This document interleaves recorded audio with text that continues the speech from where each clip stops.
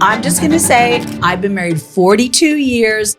Our sex is better in our 60s than it was in our 20s. I've lived both ends of the spectrum. I have lived loose as a promiscuous pre-marriage, and I have lived loved in a marriage. And I'm going to tell you, loved is better. I love how God, he never says sex is wrong. He says, do not arouse or awaken love before it's time. Sex is more than physical. It is spiritual. Well, why does sex even matter? Well, first of all, welcome to the Fight for a Female. And today we're going to be talking about something that everybody should love. We're going to be talking about sex. And you know, the truth is, sex used to be about male or female, but now we don't call making love or intercourse, we call it sex. We don't refer to it as something that is around a covenant of marriage. We're going to talk about who thought up sex, who designed sex. Are we supposed to enjoy sex? Is sex only for the men? Is it just for when you're young? What does it mean to have a fulfilling sex life? Well, why does sex even matter? Like, is it really just this physical thing, or does it actually develop something within us and maybe even bring God into our relationship? Is that too much to say? No, it's not. I don't believe sex is just physical. And actually, they've proved genetically that when you have sex with someone, you're actually sleeping with them and everybody they have slept with for 7 years. So it is a linking physically, but it's also a linking of the souls. And God doesn't want you linked in your soul with 1,800 people. He wants you linked with your husband. Sex is a spiritual experience. It is a soul communion, and it is a physical union. And that really matters.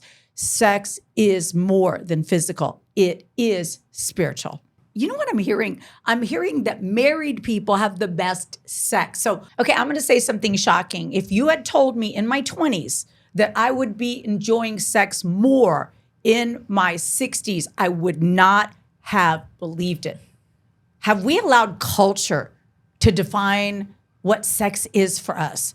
To say when we should have it, how we should have it? Have we allowed it to be distorted when God actually wants us to enjoy sex? And I believe you can build a sexual legacy. My husband and I have been able to build a sexual legacy of intimacy, that we actually see each other through eyes of intimacy, not eyes of lust. And I want that for each and every one of you. I had so many young girls when I was younger. They would come to me and they would ask me different questions around sex. They would ask me, how am I going to build this into my marriage? And I would tell them, you don't want to actually start something in your sex life that you can't maintain in your 70s.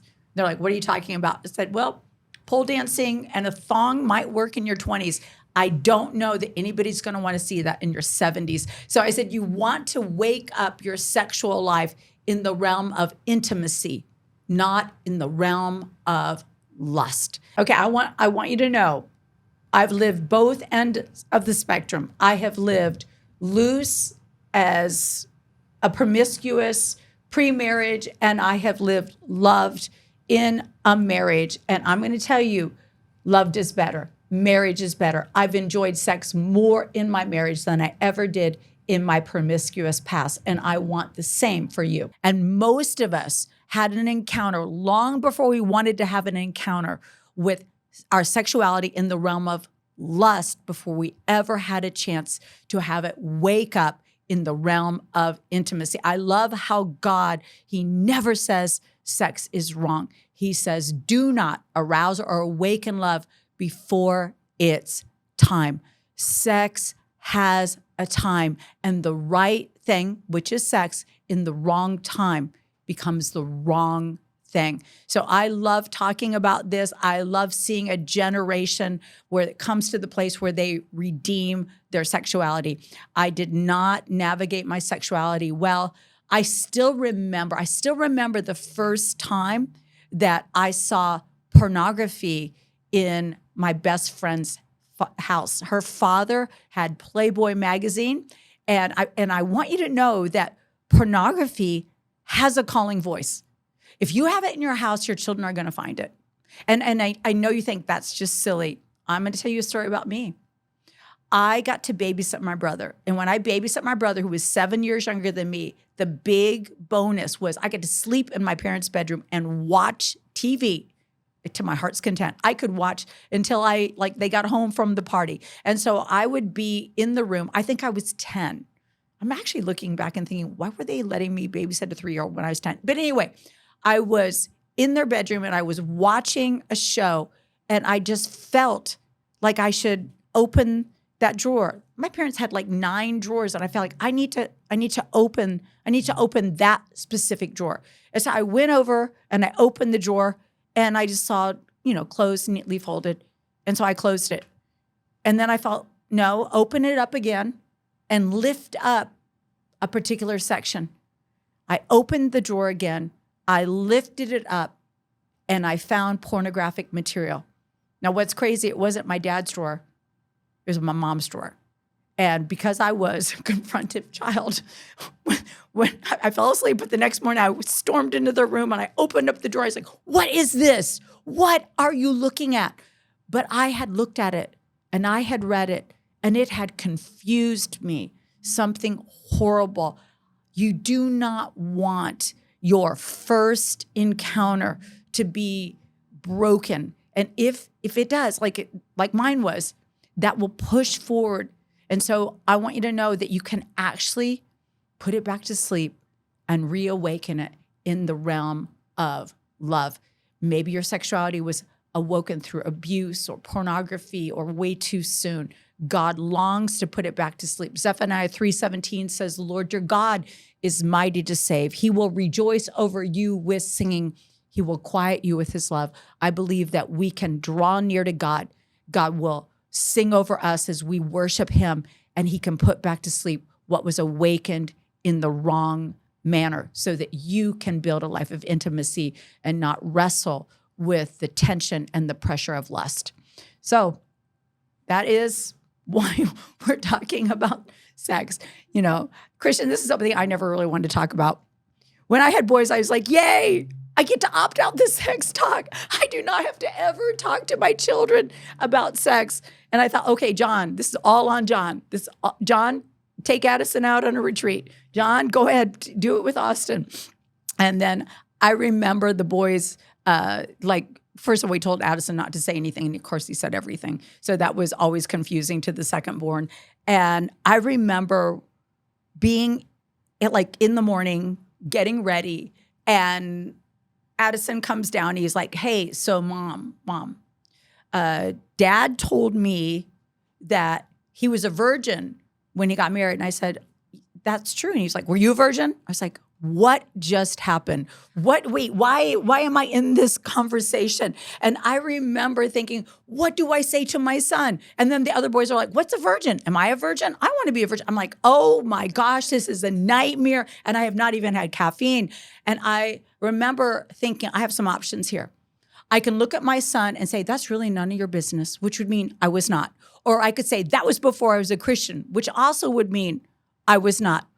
Or I could tell my son the truth about my sexual past, not the details, the truth. And the truth was I was not a virgin, but I wanted something so much more for him. So here's the thing. We can redeem our past by positioning the next generation with something so much more. And sex is important. It is, and again, I don't even like to say sex. Intimacy, sexual intimacy is so important. It is what weaves us together in a marriage, or it is what pulls us apart in adultery. Wow. Yeah. Did you know all that?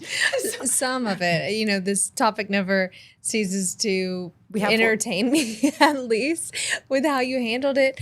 Raising a boy myself, but you have millennial boys, so they're not too far off from what a lot of young people are navigating when it comes to sex right now. So what I want to ask you is, why do you think sex is so misconstrued. As you were telling me, even presented as sex now, we're not calling it making love or intimacy or. And why I think that is because I think about to the people in high school and they're like, ew, like that's weird. Making love is weird, but sex is normal. And I'm even thinking, why? Like, why is the intimacy factor the weird part rather than the lust? So why aren't we struggling with intimacy and sex? Well, first of all, we've removed God from sex.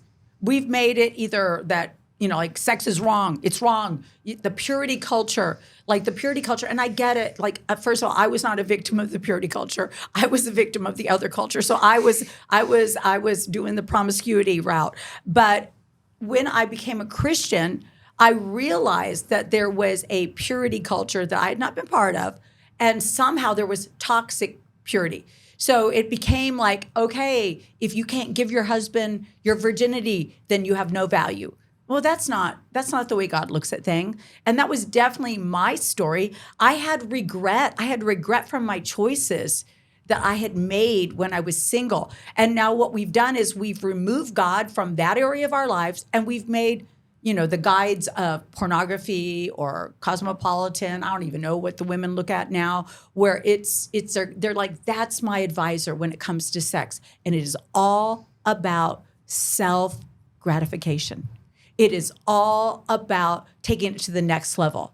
So, I've heard some crazy things that are going on right now. I don't even want to defile my audience with what I'm hearing right now, where women are putting on things that make them like men to do things to men. I mean, things that are so crazy. My boys are like, how do you know these things? I don't know. It comes across my radar somehow. But God is not against us enjoying sex. Actually, he wants us to drink deeply from the wells of intimacy. It is so clear where he talks about the husband and the wife of his youth, that to take delight in her. But we have a generation that's like, no, sex is wrong. It's wrong. It's wrong. Don't do it. Don't do it. And then magically for Christians on their wedding day, they can do it. We need to stop saying don't. We need to start saying it's not time. There's a very big difference between telling somebody for 15 years, don't drive, don't drive, don't drive. No, they're not going to drive. And then just telling them, it's not time to drive yet. When it's time, we're going to teach you. And we have failed to teach a generation how to be skillful with their sexuality. We have tried to hide them away. Don't look at girls, don't look at guys, don't do this, don't do that. We have hid them away rather than train them. And I worked hard to tell my boys that your sexuality is one of your most powerful things you will ever have. Don't squander it in your youth. Use it correctly. It is powerful. It is not something to be tampered with. And I think too many people think, oh no, my youth is when I go for it. Yeah. My youth when I'm 15 and 21, and that's what, it's pretty much done by the time I'm 25. If I get married, sex is over. No. When you get married, you're just beginning to build something. Yeah. Did I even answer your question? I mean, I was following along with everything you were saying. You did say, though, that there's a difference between sex and lust and intimacy and love and like this design that God originated. Can you explain more of what that difference is? Yes. So I'll go with something that's not charged here. So when I breastfed all of my boys until they asked me to stop. Arden was 2.5. And I remember we were poor, we were traveling. So I wasn't going to ever introduce food until I was ready to give it to them on a regular basis. And so I believe that sexual things are an appetite. And it's an appetite that's not supposed to be awakened until you're going to actually have it on a regular basis. And I felt like as a married couple, you do not want to develop a sexual appetite. I mean, you can want each other because you're looking forward to getting married. But when you have already awoke something in the wrong season, that appetite that is developed is not a healthy appetite. It is an appetite of lust. It is an appetite of taking. And then, I hear a lot of talk, Christian, about masturbation, whether it's masturbation by singles or masturbation with married couples. I mean, there's a lot of people like it's a gift. It's a gift. You know, I'm just going to tell you this. John and I are very big believers that if we are apart too much, that we deserve each other's passion when we get home. We're not going to cheapen it with something happening on the road without me or without him. No, if you cannot have self-control, you should not be away from each other that much. And what is wrong with longing? What is wrong with wanting somebody? What is wrong with a husband calling a wife and saying, I miss you. I can't wait to be with you. When my husband says that to me, I know what he is saying. I miss holding you. I miss being physically intimate with you. Why would we spend it on ourselves rather than share it with one another? And then there's people that I get it. You're single and you're saying, I feel alone. Well, I told my boys, listen, when it comes to masturbation, people want to know, is it a sin or not a sin? I always told my boys, it's a shadow. It's something that you do in the dark. It's something that will cross the line between you and your future wife or your future husband. And it will train you to be selfish, not giving. And so we have to talk about intimacy being developed between two people, not I develop my intimacy over here, you develop your intimacy over here, and then hopefully when we come together, we're compatible. No, you build that together. And that means you can actually talk. You can actually talk and say things like, I don't like that, or I do like this, or like we need to have the ability to communicate, not think our husband or our wife is a magician and just guessing everything. Right. I feel I just said way too much. No, there's so much that are like in the explicit songs that's like, oh, well, it's okay to talk about this. But then when we're with our husband and wife, we feel like, oh, well, we can't talk about that. And it's so interesting to me. But I'm going to ask you a question I never, ever planned on asking you. But you bring up such a good point on longing. Yeah. And I think that's harder, especially as we're seeing couples get married later in age, like that's extending your time longing. Of course, those maybe they'd get married earlier if there wasn't alternatives. She said it. I did say it. Okay, my question though is, you talked about traveling. Obviously, you and John travel a lot and have traveled for a long time. When you have that longing, is it problematic to introduce like nowadays? I don't even want to. Especially talking to my mother-in-law, I don't even want to talk about all the things there are out there. But like people use technology of, oh, well, we will still be intimate, but we'll introduce it a vibrator or something. Is that what you're saying? Or like sexting and sending photos and things like that. Like, do you feel like that cheapens intimacy? I feel like it cheapens it, and I feel like it's a slippery slope.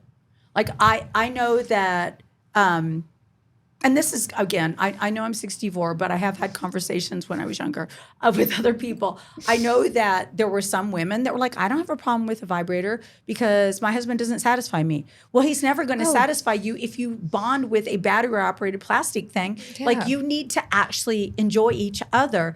And if you're doing that, it's going to become easier and easier to go to that instead of go to him. Yeah. Hey, I am so excited. The Fight for Female, Reclaiming Our Divine Identity book is now available. I am so excited that you can get your hands on this message. It is filled with practical wisdom and conversation. So many people are like, Lisa, thank you so much. I didn't know how to say or what to say. And so I'm hearing the reviews. Super exciting. You can grab your copy today on Amazon. Yeah, why not add a person or a show in there? And that kind of is the slope it goes down. And it's not the way we want to build. Yeah. I mean, what are you building? Again, what is the focus? Gratification. Mm-hmm. And I think there's just so much lost when we make it like so when is sexting with my husband when I'm not with him? Well, maybe like I want another guy to appreciate me too. Yeah, exactly. No. Watching another couple have sex. Oh, to build our erotic memory. No, you are watching something you're not supposed to see. Mm-hmm. We do not watch other couples have sex to enrich our sex life. Yeah, for a while that might work, but then there's going to always be comparison and contrast and fantasizing about another person instead of the one you're with. Mm-hmm. I feel like what's common with young women especially is the romance novels right now. So maybe you're not even seeing it, but you're reading it, which to me is even more vivid in your mind's eye than something someone captured in a scene. But what I hear as the argument, if you will, is, well, it helps us learn and we need to know. But I don't think you really need to be taught something that's innate that you can discover together. I would 100% agree. And then comparison is the thief of joy. Theodore Roosevelt made that very clear. That also goes into your sexual life. When you read these novels, because I made the mistake one time, I was so excited. I got an iPad. I was flying to Australia. So I saw these free books and I was like, oh my gosh, I'm downloading these books. I'm going to read them. It's going to be exciting. And it was like The Lost Princess or something. And I started reading it. I'm like, wait a minute. This is porn. This is porn literature. You know, how did this happen? And they were giving them away free so that you'd buy more. And I was like, delete. But it immediately is like, well, why doesn't my husband want to have sex 85 times a week? Like, what's going on?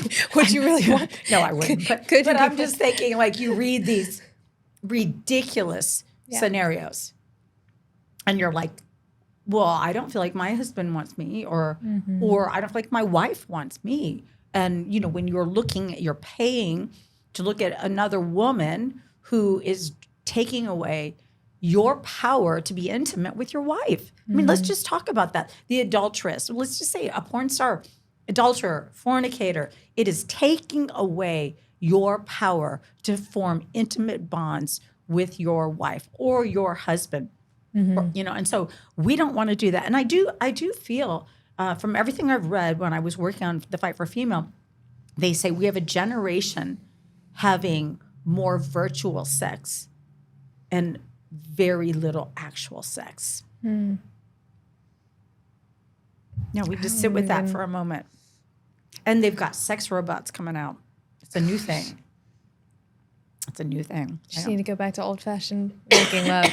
I've even read that men that dabble, married or single, that dabble with pornography and masturbation have a huge increase in erectile dysfunction. And so I feel like that hinders what you were saying earlier. It hurts your marriage. So what are the other things that you and John have seen that either you guys decided, hey, we're cutting this out to increase our intimacy, or we've seen this in other scenarios be warning signs that you would say, if you're a married couple or you want to get married, do not do this so you can have a thriving sex life? Well, definitely don't watch porn. That is not going to help you. And I know I've heard so many couples say, oh, well, we just, you know, it's just we watch it together, we enjoy it together, then we act it out. I'm like, no, you just had a foursome. Like, what is going on? That is not good. You know, and when Job said, I made a covenant with my eyes that I would not sin against God, not sin against my wife. We make covenants with our eyes. Now, I will say for us, I'll say for me, being a mom, having little kids, traveling and speaking, there have been times when my husband would say, I miss you. I'm like, oh, crap. That sounds like work when you come home. That sounds like just one more thing. But I had to remind myself, Lisa, you enjoy sex. It needs to be a priority. It needs to be something that you give time and attention to, whether you feel like it in the moment. So we kind of developed what we call the 5-minute rule. And this is, I just tell my husband, you've got 5 minutes to get me in the mood. And if you get me in the mood, you can have me. And so it's like a contest. He's about, I can do that. And I'm like, and there's times I'm like, oh no. But I want him to know that I'm willing, even if I think I'm not able. And there's been times where both, you know, little kids were like, I would love to have sex, but if we can just find each other in the middle of the night, that'd be great, because I'm just too tired right now. Yeah. And, you know, John and I both like, we understand. So if you have young kids and you're too tired, you need to find a different time. There needs to be a different arrangement. And like whether it's while they're at school or there's a moment where you put on a show for them, or I don't know. But if you are always too tired, then you're going to have to carve some time out, because it is worthy of your attention. You don't, and sex is an appetite. And we don't want to shame our husbands for having a desire or shame the wives for having a desire. We want to make sure that it stays healthy. Or starve it. You don't want to starve it. Yeah. So, I mean, for us, we just kind of remind ourselves, like sometimes we'll say, we had sex. We need to have sex. Like, oh my gosh, we haven't had sex for a while. That's right. Oh, we need to make that happen. Like it's kind of like a joke, but it's serious. Yeah. We're like, we need to make sure that happens. And with the travel and stuff, we have to be like, all right, this is important. Yeah. Because we're not going to see each other for 10 days or whatever the span of time is. And so having it as a priority is huge, but understanding it's a principle that builds intimacy and legacy, I think, is the most important. That if you have built your marriage on lust, like we talked about, whether it's what you're wearing or how you're, whatever that is, if you're building it on something that you can build in your 20s that you cannot maintain in your 70s, it's going to be. So I always have said, awaken it in the realm of intimacy and beauty. And so intimacy and beauty, and again, I'm not saying you can't have, like lingerie or whatever. I'm just saying, make sure how you awaken it is how you can maintain it. Make sure the appetite, because I think the wife is actually responsible for developing the appetite of her husband, what she feeds him. Like what I feed John food-wise is the same thing. Is like, I'm going to do that presentation. I've always heard the best marriage advice is, pasta. Serve food naked. Just like do it. I have not done it, but I've heard that. Like men love food. I'll and they knock love on naked. the door before dinner time. I will not just show up. We'll have to start locking. But yes, no, I'm joking. I've not done it. You don't need to be worried. But the principle behind that being? That you could have fun. You can have fun. And I think that every single poll, when a Christian is involved in a relationship with a loving mate, every single poll says that Christians actually have more enjoyment of sex than non-Christians. And married couples have more frequent and more enjoyment of sex than non-married. Wow. Isn't that crazy?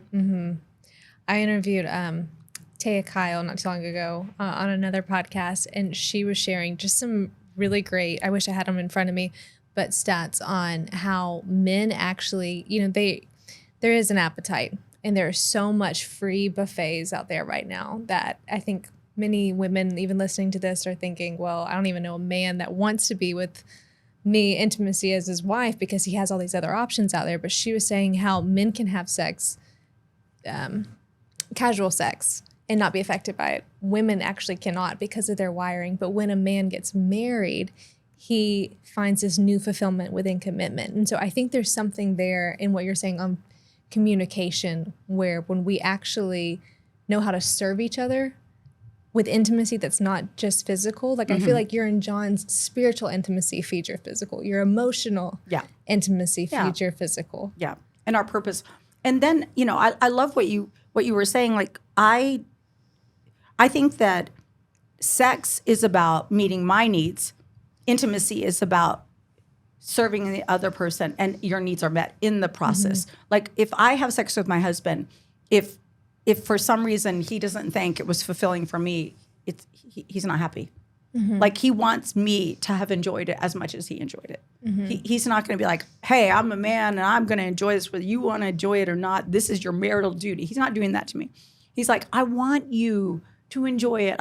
He wants to build a good memory. He wants me to want to have sex with him more. And my husband thinks that, but this is what's so funny about John. John sees me so much through the legacy of love that he literally probably thinks that I have the same body I had in my 20s. Like he'll say things like, your body is just the same. Like, that is such a lie. I'm going to let you think that. I'm going to let you think that. And because he sees it through years of love. He sees it through carrying his children. I mean, I've got some scars on my legs where it looked like I was clawed by a tiger that are stretch marks. And he isn't like, ooh, those stretch marks, you need to take care of that. He's like, one time I was like, look at this.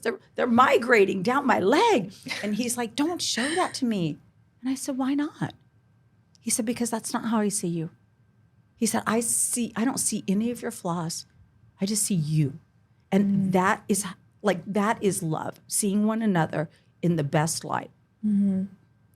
So I'm sure there's some dating or unmarried couples listening to this.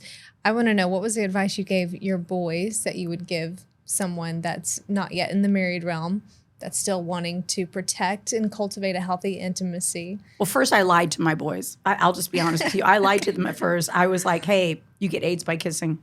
I mean, I was like, be afraid. Women are just going to take your money. Just don't worry. I'll just arrange marriages. You started the toxic purity culture. I did. There it is. I did. I said, I'm going to embrace the toxic purity culture for my sons. And then I was like, no, this is not helping. Like, this is not going to serve us. Lying to my children is not going to help them. And so I started to actually just say, what do you want as a marriage? What do you want to build into the future? Like, what is your hope? What is your hope? And talking to my boys and saying, like, I remember John telling the boys, if you involve pornography now and masturbation now, it's going to go into your marriage. And I remember specifically your husband was like, what? It's going to go into no, I don't want that in my marriage. And he was like, exactly. So let's actually build legacy that you want to live with. And our boys had accountability with each other. We did open door policy, which some of my sons still enforce on me when they're at my house. That was more about, they were sharing room as brothers. They would just help each other steward their sexuality. And we would also give our boys books to listen to as they went to sleep at night so that their mind was fixed on the right things and not just left to wander. I also made sure that I was very careful with giving my boys physical affection. When kids go into that weird, awkward state, when they start smelling and they're teenagers, they are desperate for physical affection. And you'll kind of like, try to push them away. They need you to hug them and hold them and listen to them and rub their backs at night and just sit with them. They need it more than you understand. And if you don't give it to them, they'll substitute the sexual. And so we want to be present and aware. But we told our boys, like, listen, we were negligent in certain areas that we want you to be skillful with. We told our boys, all your friends are going to act like they know everything. They don't. If you want to know more than your friends, come to us. Then we had to make a promise that when they came to us and asked us shocking and alarming things, that we were not going to ask for names or take phone numbers. We would just listen. Other things that we did with our boys is we would tell them that we loved each other, that we enjoyed each other. I would celebrate my husband in front of my sons. I would say, guys, look at your dad. Look at your dad. He just gets cuter every single year. I don't know how I haven't been pregnant 10 times. My boys are like, that is so weird. And I would say, well, I'm sorry. This is just the truth. What was I doing? I was not just celebrating my husband. I was preparing my sons for how they should be treated by a woman that would celebrate them rather than demean them or manipulate them, a woman who would say, look how cute he is, that would compliment them in front of other people. And I don't want to shame men or women for celebrating one another's beauty or strength. And so that was really, really important for me to model. And then using every opportunity to teach my boys so much of what they saw in their lives, what they saw in high school, what they saw in movies, what they saw was opportunities to say, what are your thoughts on that choice they made? What were your thoughts on that? What could have been different if people made a different choice in that moment? And then we always told our kids, no matter what choices you make, you never have to hide from our presence. You can always come back to us. You can always bring shame or fear to us, and we will help you navigate it. Don't take it to the dark because it grows in the dark. Bring it to the light, bring it to us, and we'll pray with you. We'll navigate it with you. And, all of my boys, I know they are loving their wives well. They're probably loving their wives better than John and I knew how to love one another. And I remember when one of my sons got married, he actually called me from his honeymoon. And he was like, this is amazing. I was like, I don't really feel like I'm supposed to be part of this conversation. But the fact that he had waited and she waited, they were celebrating so much of their intimacy together. And to me, that was so sweet that they had no shame. And they were not just celebrating it together, but they were calling me to celebrate, which I was like, wow, okay. That's the next level. I did not call my mom and celebrate. We were back in the garden. There's no shame. No shame. So much celebration. Naked and not shame. Yeah. You know, maybe you're listening and you're saying, hey, that's great for Christian and that's great for you, Lisa. But I have messed up over and over and over again. I'm actually even at the place where I am ashamed to go to God. I'm looking at pornography. I've been promiscuous. I don't know, maybe even cheated on your husband. I'm just going to tell you that God wants to get involved. I don't believe you're watching this by any accident. But if you have been involved in a sexual nightmare, I'm not going to hand you a list of rules. I'm going to invite you to fight the way God fights nightmares. He fights them with dreams. I believe with all of my heart that God can take the dirtiness and the shame of our past and he can flip it for a redeemed and enjoyed and beautiful future. Yes, do I have regrets? You know, to be honest with you, I have regrets. I wish I would have done differently, but the truth is I took it and instead of allowing shame to hinder me or trap me in the unhealthy, ungodly patterns, I redeemed it. I redeemed it and said, all right, I want more for the next generation. And if you're in that position and you're listening to me, I believe that God wants to recalibrate your life. I believe that if you will lean into God, and I did communion, I did fasting, and I did worship. I said, God, you know what? You are the one that is going to satisfy me. I'm going to lay my sexuality at your feet, and I'm going to believe that the lust that has driven me is no longer going to be my master. I'm going to crucify my flesh. That doesn't mean we stab it. That doesn't mean we whip ourselves. It means that I say, hey, I'm going to deny myself, and I'm going to take up the cross. I'm going to follow you, and I'm going to lean into worship, and I'm going to believe that you can sing that lullaby. When my boys were little and they had a nightmare and they came into my room and said, Mom, I had a nightmare. I didn't say, oh my gosh, here's the rules. Here's the rules. There are no monsters. Here's the next rule. You don't bother your mom in the middle of the night. Here's the third rule. You don't talk about nightmares. No, I went into their room if John was home or if John was gone. I pulled them into my bed. And what did I do? I told them stories and I sang them songs to put back to sleep what had been awakened in the wrong manner, in the wrong way. And we have a generation right now that is experiencing a sexual nightmare. All you have to do is go through Instagram and you can see the confusion, you can see the fear, you can see the distortion. And God wants to rescue that generation, not with rules, but with dreams. And so you're that woman, you're that young person, you feel messed up, you've messed up. I'm going to tell you right now, God can do a healing in a single moment. You can actually enter into a whole new season. I love how David said to God, cleanse me, and I will be clean. See, a lot of times God says, I'm willing to cleanse you. When you're like, yeah, but but I still remember what I did. I still remember the shame. He's like, hey, I do not condemn you. Now I'm empowering you to go and sin no more, to leave a life of shame and shadow. Jesus says, go and sin no more. He's not like, do it again. You're under the rock pile. He's not saying that. He's saying, I believe better things. I do not condemn you. Go and sin no more. You can be empowered to go and sin no more, but you will never be empowered by rules that constrain you outwardly. You will be empowered by the love that compels you. So I'm just going to challenge you to receive the love of God, to receive the washing. What does God tell us? He said, though your sins be like scarlet, I'll make them white as snow. He said, come, let's reason together. He's saying, you can't make yourself clean. You can't.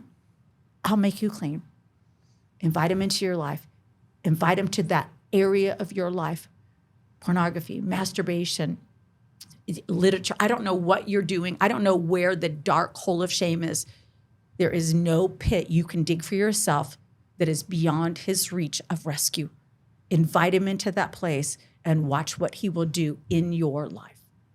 Well, we hope you have enjoyed this episode, and we want to bring you content that is life-giving and interesting. So if you are enjoying these episodes, please make sure that you subscribe, rate, or review, and we will see you on the next episode of the Fight for Female podcast.